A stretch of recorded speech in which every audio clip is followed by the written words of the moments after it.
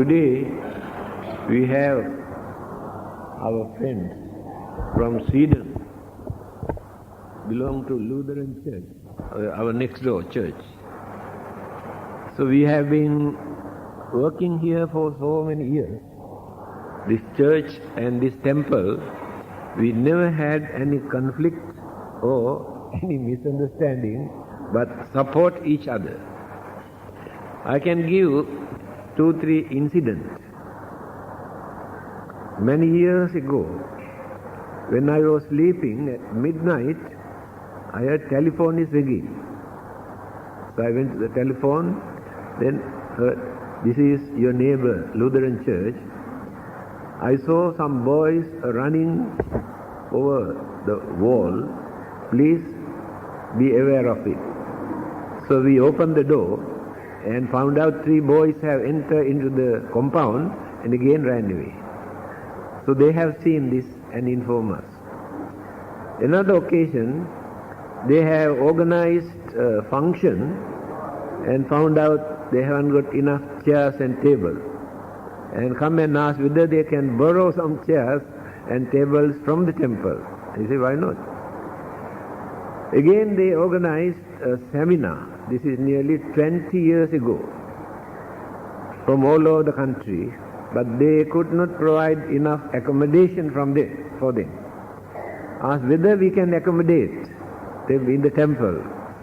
I said, no problem. So we have accommodated about 10 of them in our temple for a few days. This is our understanding between this church and the temple.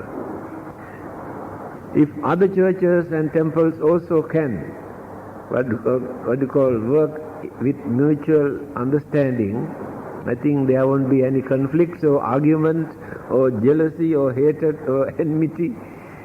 We can practice our religion without any discrimination. Tonight I had to change my subject. Instead of continuing Dhammapada, we have been following one particular text. So today I stopped that for your sake, because I think very seldom you get the chance to listen to a Buddhist talk, isn't it? In Sweden there are some temples, isn't it? Let it be anything. I would like to give the clear picture of Buddhism without hiding anything or without speaking as a hypocrite, just to pander you. Just to tell you what Buddhism is, where Buddhism stands. First and foremost, I would like to mention, Buddhism does not recognize that world or the living beings were created by a God. Does not recognize. Therefore, Buddhists are not very particular about Creator God. When this question was put to the Buddha, that is about the God, simple G, not capital G, gods, whether gods appear or not, the Buddha has given an answer in this way. Have you got anything to prove that gods do not exist? This is the Buddha's attitude. Therefore, we cannot say that Buddhists do not believe in God. On the other hand, the Buddha's advice is, whether the God exists or not, it is your duty to attend to your activities and without neglecting, without depending on others. A parable is given for this. Praying to God, belief in God is very good, very important.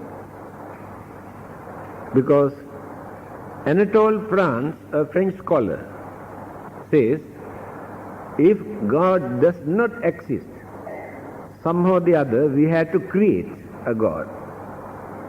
Because the concept of God is very important for human mind, because fear, insecurity, suspicion, unsatisfactoriness, imaginations disturb the human mind. When that concept of God is there, they can get rid of these problems. So in that sense, whether God exists or not, the concept is important to many people. That is what Anatole France says. On the other hand, 45 years teachings of the Buddha, we cannot find where the Buddha mentioned that there is no God. He never uttered that word, there is no God. So his advice is, whether the God exists or not, you had to do your duty. The parable is belief in God, praying to God for your protection is very important. But don't forget to lock the door when you go out at night time. There is no guarantee that God will look after your house until you come back. That is Buddhism. That means you must know how to look after your duties and responsibilities. If God exists, God will bless you. If God does not exist, you never lose. So that is the first item, very frankly, I have to tell you. Then the second item is eternal soul or the first cause. In Buddhism, there is no such thing as soul, S-O-U-L, soul, or the first cause. The yeast of Buddhism is anicca, dukkha, anatta. Impermanency in everything, friction and clashes or unsatisfactoriness in everything, and unsubstantiality. That means there is no such thing as permanent entity to remain in the end. This is called three characteristics in the Buddha's teaching. Everything is going on, changing, impermanence is there. While existing, there will be clashes, friction, calamities, and sufferings, unsatisfactoriness. Even in the elements or the matters or the plant life or living beings, we can find this friction. So when we analyze, there is nothing to remain as eternal soul or the first cause. Scientific analysis given by Albert Einstein, he says, when we analyze the whole world or the whole universe, there is nothing to remain as an entity, but only vibrations or waves. This is scientific interpretation. So the Buddha has mentioned earlier that there is nothing to remain as permanent entity. Everything is going on changing. So these three characteristics. So we don't believe that there is a first cause, because when we take something as cause, that cause creates effect. Later, that effect becomes the cause and produce another effect. Then go on like this, cause and effect are interrelated. There is nobody in this world who can say this is the first cause. Of course, very easy for us to say God is the first cause. Then the people ask, then how did that God appear? There must be a cause for that God also to appear. These are the argument. So, first cause is not the important thing.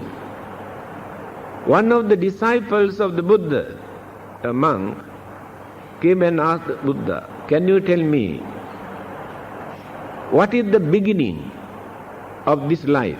What is the beginning of this world?" Buddha did not give the answer. By knowing his mentality, then he said, "If you are not going to give answer to my question, I am going to disrobe and go back." Then the Buddha asked, "Did I promise you that I will tell you the beginning of the world or the beginning of life when you want to become a monk?" No. In that case, why do you want to challenge in this way? Then the Buddha said, "Assume someone come and shoot you an arrow, because no bullet at that time. Then you are suffering, the arrow is here. When someone comes to help you to take out the arrow and apply some medicines, you say, no, you cannot take it out unless you tell me who shot this arrow. Whether he is an Indian or European, I want to know the details. Who shot this? Meanwhile, you may kick the bucket. Your duty is allow people to treat your wound and to cure your sickness. Therefore, it is not important for you to know what is the beginning of this world, what is the beginning of this life, for you to get rid of your suffering, your unsatisfactoriness. You have to start from today onward. This is the Buddha's way. Then, next item,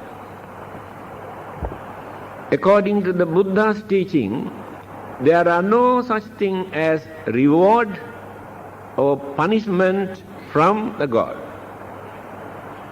or from the God or from the Buddha. Action creates a reaction, cause and effect. In between this cause and effect, there is no God, there is no devil. Our action creates a reaction. Good begets good, bad begets bad. Cause and effect. So, it is not necessary to have another person to handle this case. Our karmic energy, mental energy, cosmic energy, all these energies combine together. Then the reaction or the effect we experience according to the nature, the degrees of our action.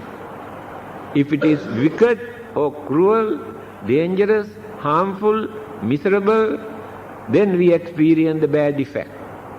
If the action is good, very compassionate, and very loving, very understanding, very cooperative, then the action becomes a good one. Now this is the worldly conditions. This is called universal law. This law is not created by God or the Buddha.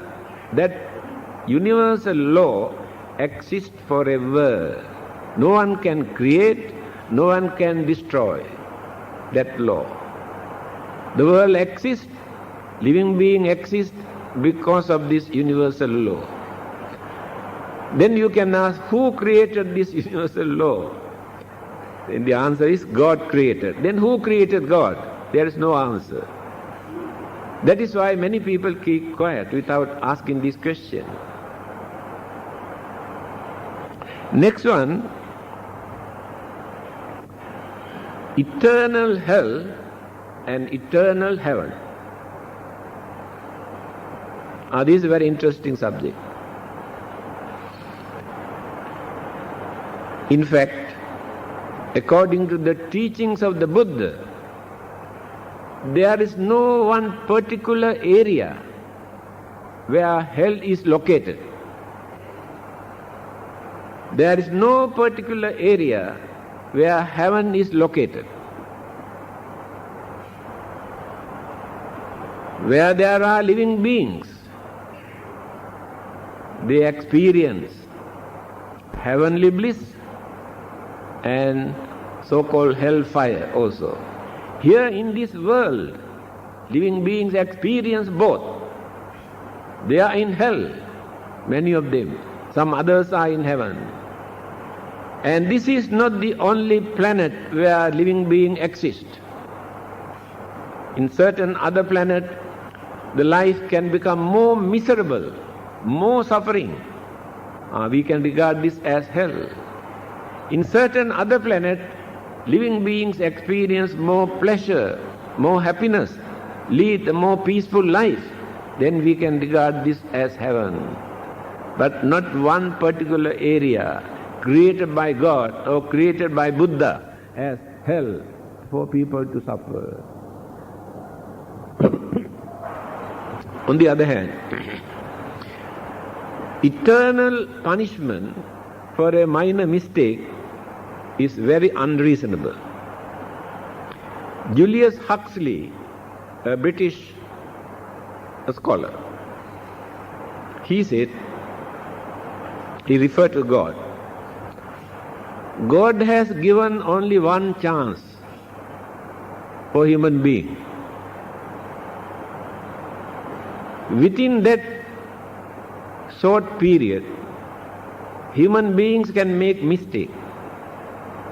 Because of such minor mistake, is it justifiable to send the man to hell to suffer forever?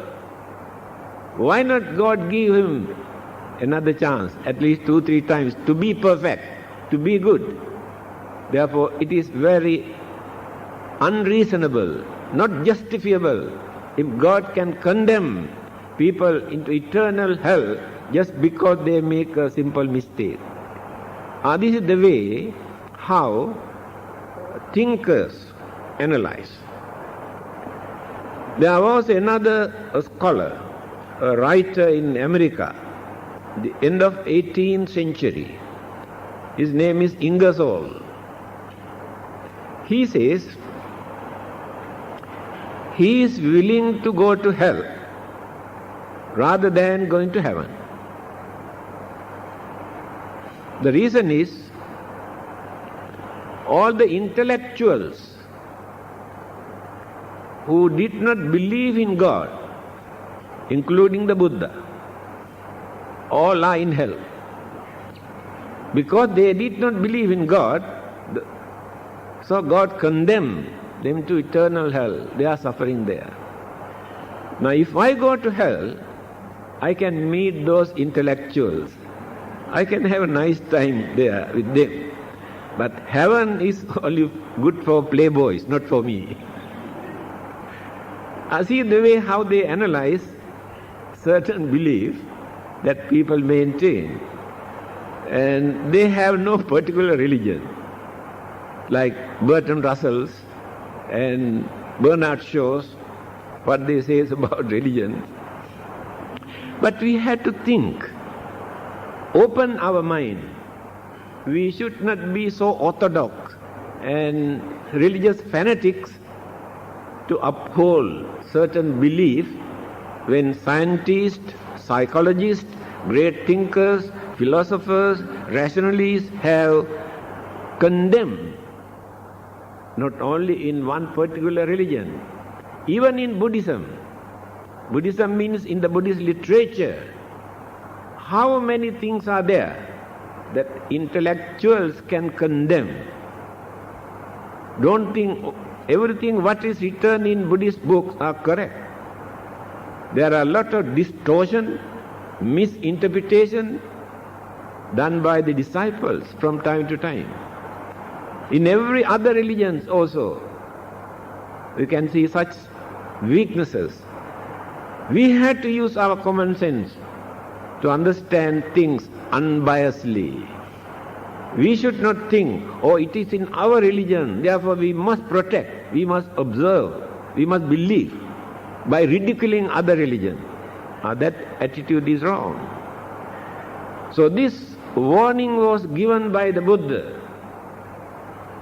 Don't accept anything that I taught you, thinking the Buddha is a great man. That means you depend on that person without understanding, without realizing. So, Buddhist concept of heaven and hell is entirely different. The Buddha has very clearly mentioned, only foolish people believe, he used this word, only foolish people believe that hell is located under this earth or under the great ocean. Why people use the word hell? Suffering from the very beginning up to the end of life without any interval. That is called hell. Now we have interval. Although we suffer, we have time to laugh and joke and enjoy and pleasant life, few minutes or few hours or few days or few months. But in certain areas, those living beings have no interval. From the birth up to the last breath, the whole life is nothing but suffering. That is called hell from the Buddhist point of view. Now we are not in hell, although we suffer, because we have time to relax and laugh. Then heaven. Very rich man one day came to see the Buddha and told him, we have no time to meditate and practice religion to be perfect. Even then we like to go to heaven after our death. Can you please tell me how to do that? Then the Buddha said, why do you want to wait until you die to experience heavenly bliss? You can experience heavenly bliss while you are here in this world, if you know how to handle your life properly. No need to wait until you die. So according to the Buddha, heaven and hell both exist here in this world, but not only here in this particular planet where there are living beings. There also we can find heaven and hell. Therefore, hell and heaven both were not created by God or Buddhas or any other person. Natural sufferings, natural enjoyment, we interpret as heaven and hell. Next point is forgiveness of sins, pardons. After committing certain evil deeds, wicked deeds, harming others, we come and confess, asking God or asking the Buddha to forgive. And next week also again, they go and ask forgiveness after committing the same thing. Now they are not scared to do evil deed. They believe there is someone to forgive them every time. Indirectly encourage people to do more and more bad things because they believe there is someone to forgive their sin. Therefore Buddhism never accepts this belief that there is someone who can forgive our sin. The Buddha says, I cannot forgive your sin. There is no God who can forgive your sin. Suddhi asuddhi pacchattam nanya manya visodhaye. These are the sayings of the Buddha. The purity and impurity of the mind remain individually. Another person has no right to interfere with this. To cleanse our life from the sin or to make us sinners, others cannot do. According to our way of thinking, our way of talking, our way of doing things, these three things are responsible for us to become sinner or for us to become perfect living being.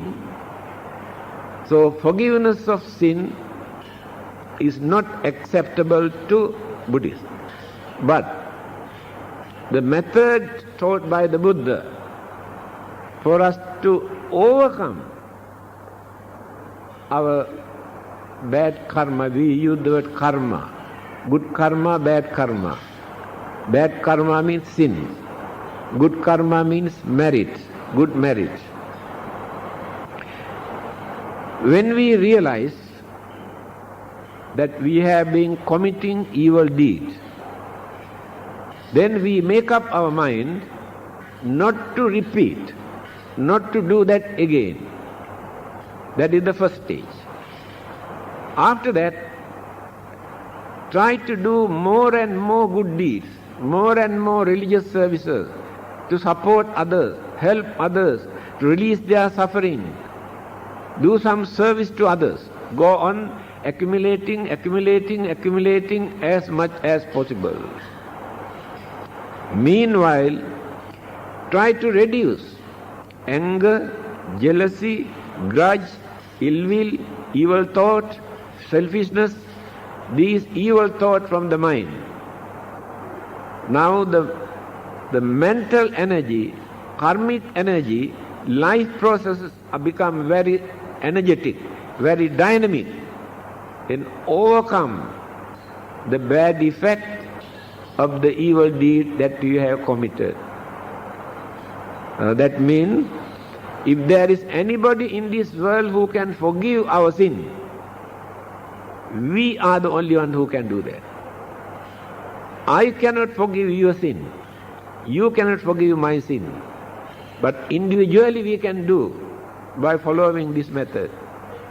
What is the method? First thing, stop repeating the same evil deed. Second stage, do more and more service to others. Third stage, try to maintain healthy mind, some sort of purity in your mind. And these three kind of energies help you to overcome the bad effect of the bad deed that you have committed. Not by worshipping and praying to any god or any Buddhas. It doesn't work. Another thing, praying to God for our salvation. Every religion tries to monopolize salvation. They say must go through their religion, otherwise no salvation. Christian says Jesus is the only one. Must go through Jesus, otherwise there is no salvation. Muslim says Allah is the only God. If you cannot go through Allah, you have no salvation. Hindu religion says, I can quote in Sanskrit language, Sarva dharman parityajya mamekang saranang vraja. Krishna, the God, says, give up all the other beliefs and other religions. Mamekang saranang vraja. Take refuge in me. Then only you can find salvation. That is Hinduism.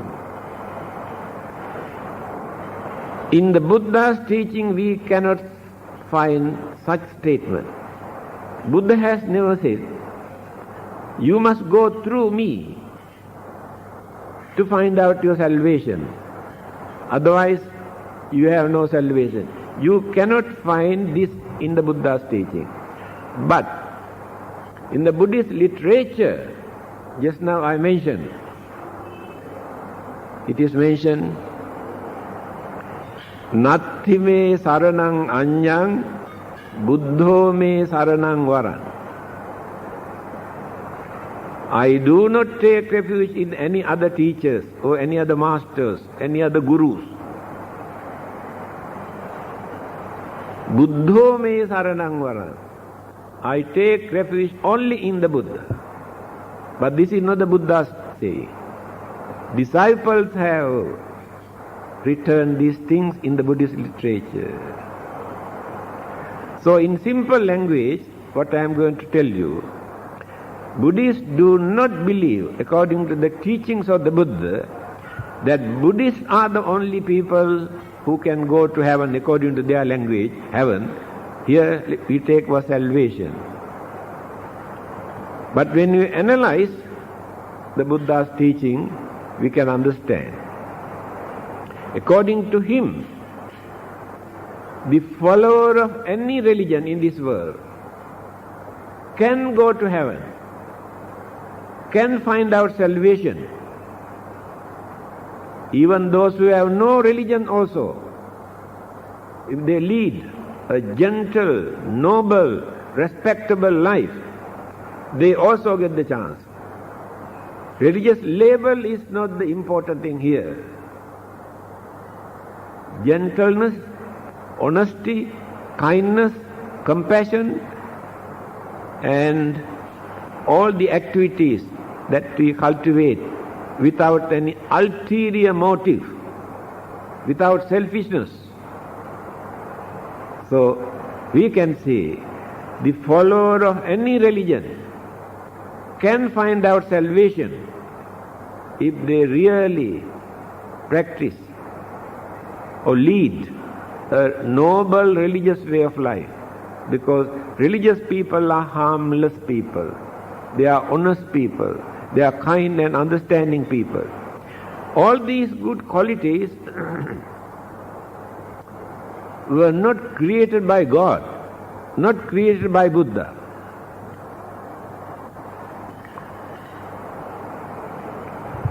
According to our experience, our understanding, we cultivated these good qualities as humanism at the beginning, cultivated as humane qualities. Then we lived in harmony with mutual understanding by fulfilling our duties and responsibilities, and without bluffing, swindling, cheating, harming others, without destroying, killing others, according to our own experience. So we have cultivated humanism up to that maximum level. Meanwhile, we also developed the concept of God. After developing and developing that concept, they have personified, transformed into a figure as God. Then people invited the God into humanism. Then the God occupied that humanism. Then turned into religion. The word religion started from there. Earlier there was no God, concept of God. So it is not that God has given us a religion. We cultivated, developed, and invited the God to come and occupy it. Because the concept of God is very important to people. So this is the way how people analyze these things today.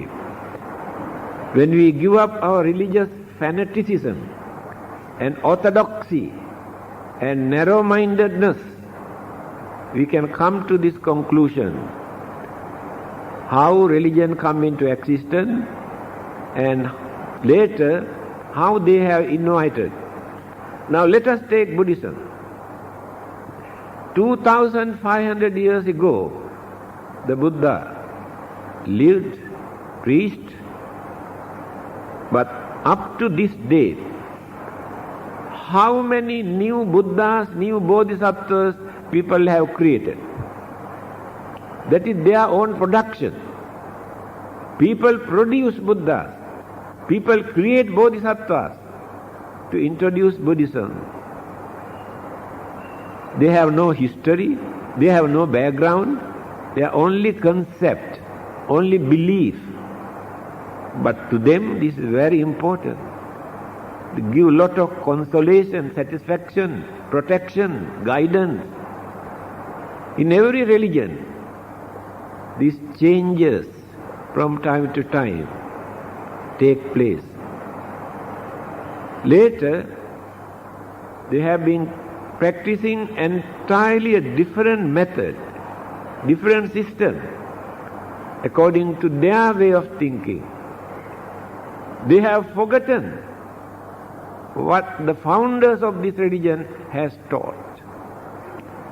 We have incorporated so many new ideas, concepts and beliefs and traditions and customs and rites and rituals and ceremonies into religion.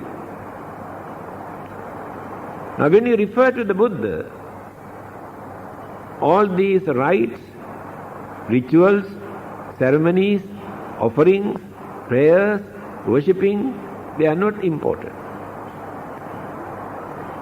He did not say you should not do all these things, but not very important. So what he wanted was for human beings to live as cultured, civilized, understanding gentlemen. They can stand firmly. It is not necessary for them to become slaves to their religion. It is not necessary for them to suffer, torture their body because of their religion. They can lead a normal life without suffering. This is the method introduced by the Buddha for us to practice a religious way of life. But today, we have incorporated so many methods and systems and ideas into this religion. When we refer to other religions also, the same situation. Origin of life and the origin of the world. Our holy book says, the world was created by God on such and such time. It has taken 7 days for God to create. But many others are not ready to accept this. First and foremost, people ask, why is it necessary for God to create? For what purpose? Because of His creation, all His creatures are crying and worrying and lamenting and cursing and accusing and blaming and suffering. If He kept quiet, there is nobody to suffer. A Hindu poet composed a nice poem in Hindi language. He says, we were taught that God created us. Yes. We can understand because of His creation how we are suffering today. If we kept quiet without creating, we do not suffer like this. In spite of all these things, they also ask us to worship Him. I really cannot understand why we should worship Him. Because we are suffering in this world because of creation. How people analyze this creation? Because all are not ready to say yes. There are some people who want to know why. Now let us take the beginning of this world. What Christianity says, what Islam says, what Buddhism says, what Hinduism says. These 4 religions. Christianity and Islam come from the same origin. They also believe Adam and Eve were created by the God. Then they say God created forbidden fruit and advised them not to eat. Meanwhile, the snake appeared. I have told you, a joker has said recently, if Adam and Eve were Chinese, first they roll up the snake, not the forbidden fruit. Then we will be free from the original sin. Unfortunately, they were not Chinese.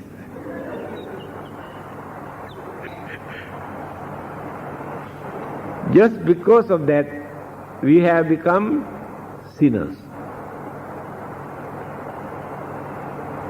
Temptation was created by the devil for them to eat the forbidden fruit.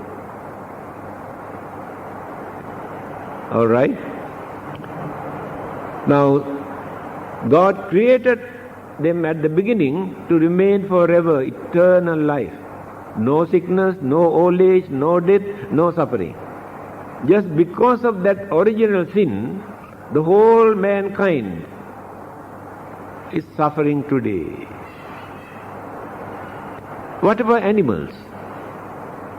Animals also have old age, sicknesses, death and suffering. I don't think they have taken forbidden fruit. Animals. What about the plant life? Plant life also suffer from sicknesses, old age and death. Do you think it is due to original sin? We have to analyze in this way.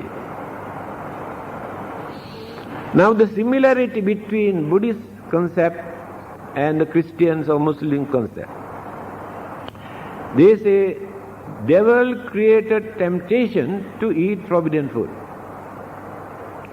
Buddhism says when the destructions have taken place, there are 4 periods.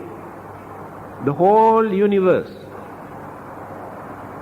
existing period, decaying period, and disappearance, empty.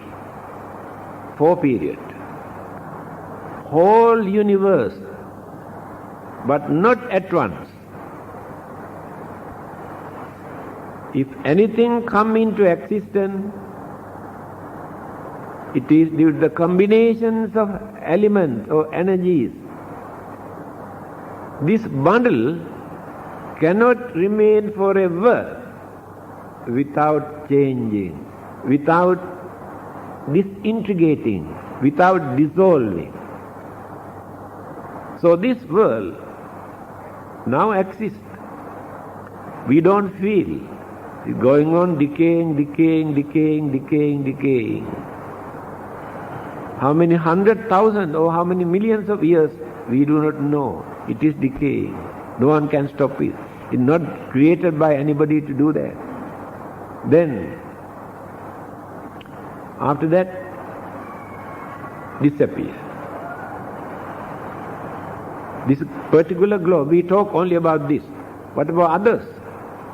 Galaxies, how many millions and millions of galaxies are there where there are some living beings? So when this one is completely disappeared, all the living beings again exist in some of other planet where there are living beings. After a long period, those dispersed particles, they have magnetic power, again started to combine.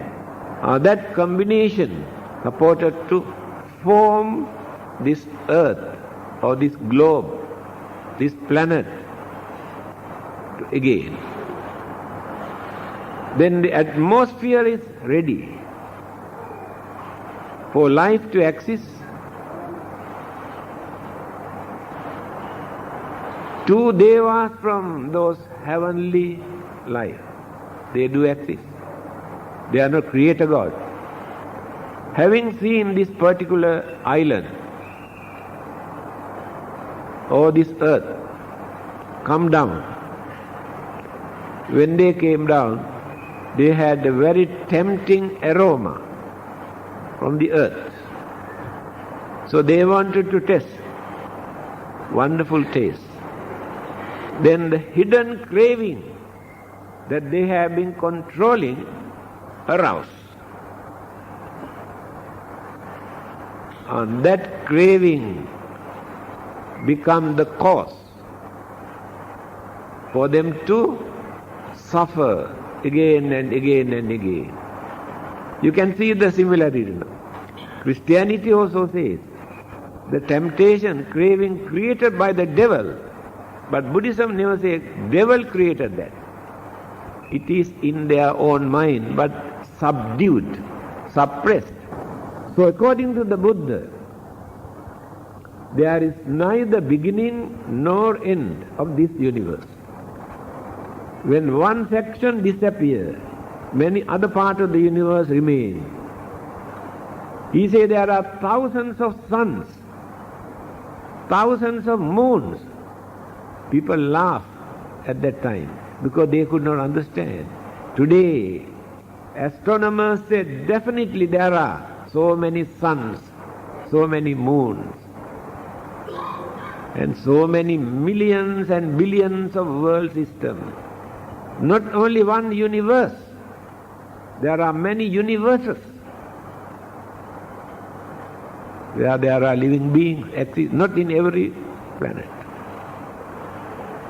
So, there is neither beginning nor end. When destruction takes place, dispersed particles again come and join together. The life, when disappear from here, reappear from somewhere else. Just like setting sun here in this country may become the rising sun in your country. Same sun. Here disappeared, but reappear in another country. So the death is not the end of life, because craving for existence, craving for pleasure, selfishness, all these mental energies support, the karmic energies support, cosmic energies support, then existence again takes place.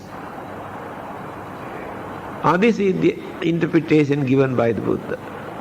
So, he says it is utter wastage if we try to find out the beginning of our life and beginning of this universe or the world. Ending means beginning.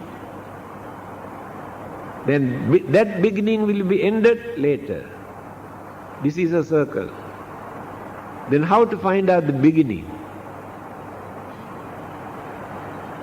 There is no beginning, there is no end. World cycles, life cycles, always turning like this.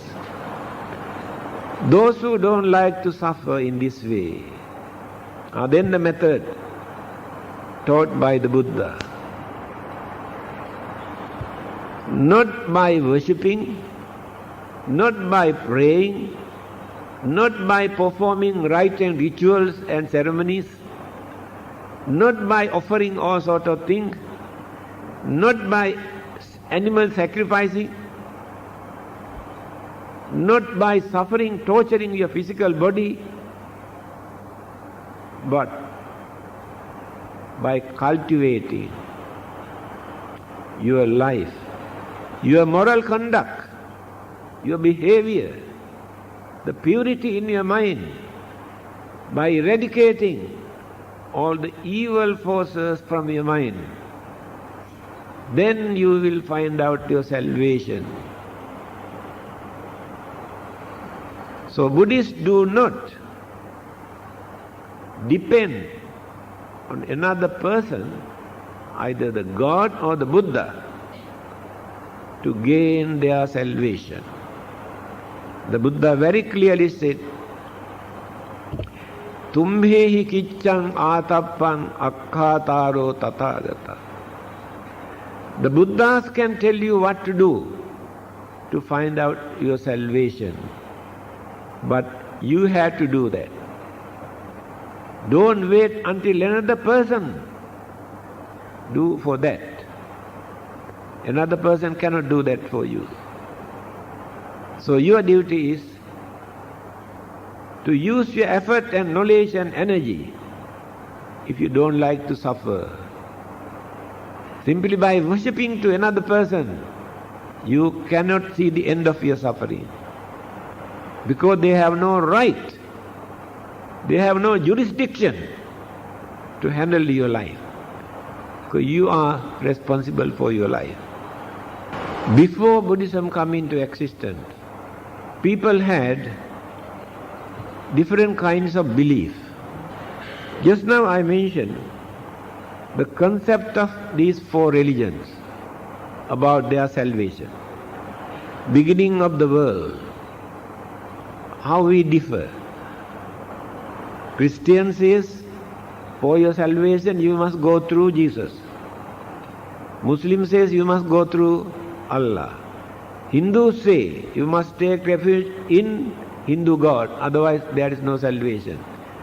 The Buddha never said you must go through the Buddha, otherwise there is no salvation. Now it is clear. Origin of the world, Christianity and Islam, say God created within 1 week world and the living beings and everything. Hinduism says it is scientific. Hindu concept of creations of this world is very scientific. Hindu says, of course God must be there. First, God created elements one by one, like wind, heat and energy and solidity, one by one. After creating these elements, then plant life appeared. When the plant life started to develop, amoeba, the tiny creature, appeared. This is a gradual development. Later this amoeba transformed into some other forms of living being. So went on developing and developing and developing. When come into human form, God created the soul. Because in animals they don't believe that they have soul. Then the human beings appear. After that, the way how they use this life, direct them toward either this way or this way. As long as impurities remains in their soul, there is no salvation, according to Hinduism. When they go on purifying all the taint or the dirt they have added into the soul, one day when that soul is completely perfect, completely pure, then the Brahma, the Creator, absorbs this soul into Brahma world. That is called union with the Brahma. That is their final salvation. Now others say, to be with Lord. When somebody dies, or they advertise in the newspaper also, so and so passed away, to be with Lord. This is the concept. But Buddhists never say, so and so died to be with the Buddha. I have never heard, because it doesn't work. So, This system,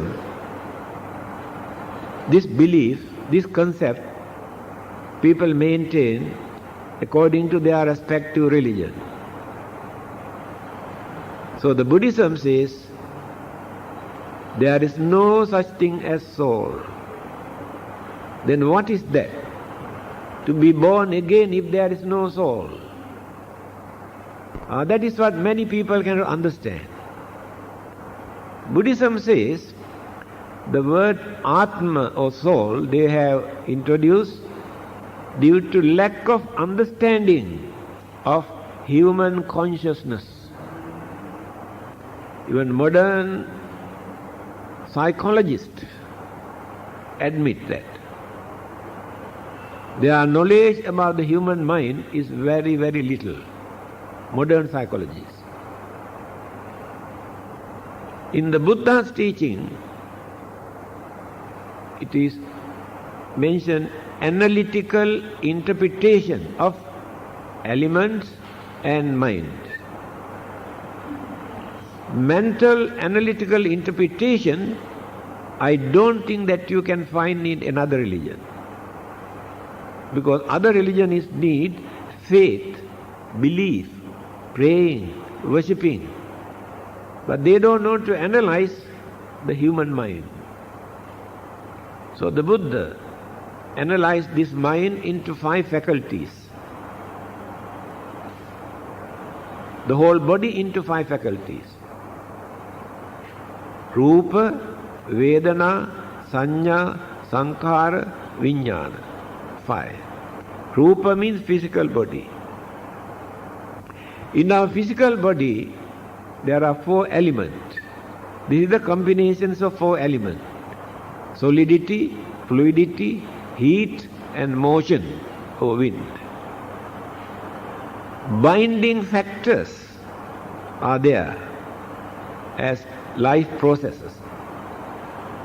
But the body is not the life. This is the house. After our death, we cannot carry this to heaven or hell. But life process, mental process, karmic process, combined with the cosmic energies, proceed. So they could not understand this at that time. Then we analyze the mind. There are 4 mental faculties: Vedana, Sanya, Sankhara, Vijnana. First mental faculty is our feeling, our sensation. These sensations and feeling, animals also experience. Certain plant life also experience. Because when you touch, the leaves closed. Sensation, feeling. Then Sanya, recognition, identification, understanding that this is so and so, this is good, this is bad, this is cruel, this is very useful, all done by that particular mental faculty. Third one, Sankhara. All our mental activities. We have storehouse of consciousness. Modern psychologists introduced this as the storehouse of consciousness. In this storehouse of consciousness, all our good karmas and bad karmas, good deeds and bad deeds, reflected, deposited there. Occasionally, focus to our normal mind from the subconscious mind. Within this lifetime, we have accumulated so much mental energies, wholesome and unwholesome, in the storehouse of consciousness. And we have been spending so much energy that we have accumulated to lead this life. So that is more or less like battery. We recharge by adding some more and spend by running. Just like a battery of a motor car. By running, we charge the battery. And waste also, both. We spend, we charge. So our life is exactly like a battery. When we work, when we enjoy, when we suffer, we spend our energy, what we have accumulated, we recharge the battery again for our journey. We had to work towards our final goal. We are far away, far behind. That is called consciousness from the Buddhist point of view. Last one is Vijnana. Vijnana is more advanced than normal mind. When the mind catch object from outside through the five senses, when our sensations of feeling or recognition or mental formation contribute toward the mental energy again, when our imagination, mental concept contribute toward the mental energy, it will become consciousness, very rich. In that consciousness there are so many ingredients. When we are going to die from this world, when we are going to depart, that consciousness transmit from here. That transmission absorb again with the cooperations of cosmic energy and the element. Then another life will be originated. Not created by God, not created by the Buddha or anybody. Their own. Karmic energy, mental energy, craving, attachment, all these forces supported by the cosmic energy and the element. Another life will be originated. We cannot understand until we develop our understanding capacity. Through hypnotism, many people have found out that it is true. By developing some sort of spiritualism, some people have found out more than enough evidence to prove that it is true. This is the Buddhist point of view, the existence of life. So this is not neither beginning nor end, just like setting sun and rising sun. This will going on, continuing. The continuity of this life remain as long as craving for existence remains. We have very strong craving for existence. We have very strong craving for worldly pleasures. These mental energies support us to be here. We are bound to this world because of these binding factors, these energies. By leading a religious life, what we are trying to do? Cut off these bondages. So when we cut off these bondages, then we get the chance to go up higher and higher and higher and higher. Upward journey. Upward means spiritual way. Then the life becomes more meaningful, more noble, more respectable, become harmless, later find out the salvation. I think it's better to stop here. Why not we allow our friends to ask some questions? Yeah.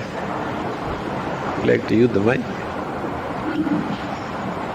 Let me then, on behalf of this group coming from the far north country, Sweden, express our gratitude to your lesson and to what you have given us concerning your faith, your way of living, and how you want to live the life given to you here on this earth.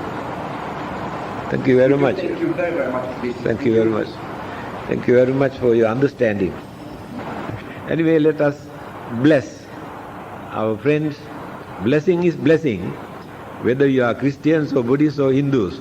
I remember when I was in St. Vincent Hospital in Sydney, and for my bypass operation, a lady came with the Bible. I was not wearing this robe in the hospital. She told me, tomorrow morning that your operation will be conducted. This is a very serious operation, therefore you must be Holy Communion. I say, good, very good. Then started to pray and recite something and said the passage of Holy Bible. When she is completed, I said, Amen. Within few seconds, a group of students from New South Wales University, all are Chinese from Malaysia, came to see me. This lady also standing there. They came and kneeled down and paid respect according to their custom. This lady was watching. Then she whispered to one of these boys, who is this man? Then they said, he is our chief reverend from Malaysia. Oh my God, I never knew that. She came to me and apologized. Then I asked, why do you want to apologize? I really appreciate for what you have done for me. You have done with kind heart to help me, to support me. And I am a Buddhist. I am not a fanatic. Blessing is blessing. Whether it come from Christians or Hindus or Muslims or Buddhists, or it come from the heart. Blessing is blessing. There is no different kind of blessing, Christian blessing, Buddhist blessing, just like Christian kindness, Buddhist kindness, Muslim kindness. Kindness is kindness, not belong to any particular religion. In the same manner. So I am going to bless all of you for your good health, your peace and happiness, and safe journey, and hope to see you again. Bhavatu sabba mangalang rakkhantu sabba devata sabba buddhanubhavena. Bhavatu sabba mangalang rakkhantu sabba devata sabba dhammanubhavena sadaswati. Bhavatu sabba mangalang rakkhantu sabba devata sabba sanghanubhavena. Bhavantu te nakhatta yakha bhutanang papaggaha nivarana parit. Bhavena hantva te sangupaddave nakhatta yakha bhutanang papaggaha parittassanubhavena hantva te sangupaddave nakhatta yakha papaggaha nivarana parittassanubhavena te sangupaddave.